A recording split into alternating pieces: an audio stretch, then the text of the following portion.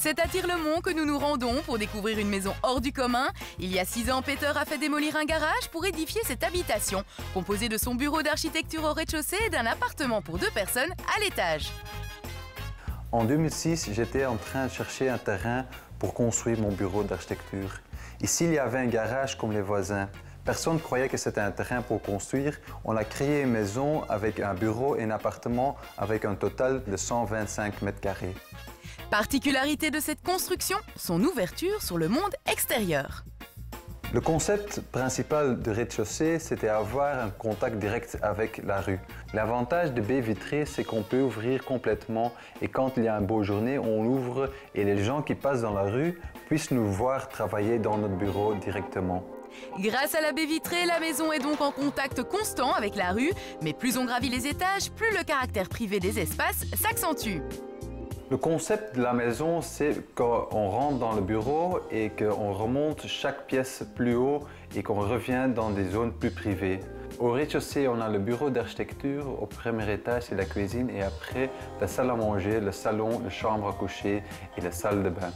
J'ai créé l'appartement au-dessus du bureau, comme ça je ne devais pas chercher un appartement au centre-ville de Tirlemont. C'est un escalier en acier qui permet de relier les différentes pièces disposées en demi-étage. L'escalier en acier il est perforé pour avoir de la lumière naturelle dans toute la maison et qu'on ne doit pas mettre de la lumière artificielle dans toutes les pièces. Les étages sont donc principalement éclairés grâce à ce puits de lumière. Après la cuisine et la salle à manger, la visite continue avec le salon. Dans la maison, on a travaillé avec des textures et des couleurs très sobres. En bas, avec du blanc et noir. En haut, c'est plutôt des textures et des couleurs naturelles, comme les briques en béton et les bambous du sol. C'est très important pour avoir une bonne différence entre le bureau et la zone privée. Autre caractéristique de cette maison, l'absence totale de porte. Attention, pudique, s'abstenir. On est ici sur la chambre à coucher, en top de la maison, de l'appartement qui est au-dessus du bureau.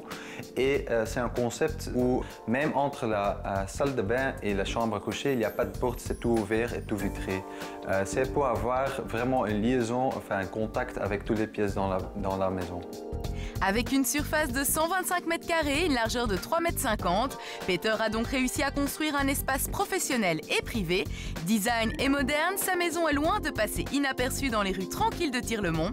Alors si vous passez par là, n'hésitez pas à vous arrêter, Peter vous ouvrira ses portes, ou plutôt sa baie vitrée.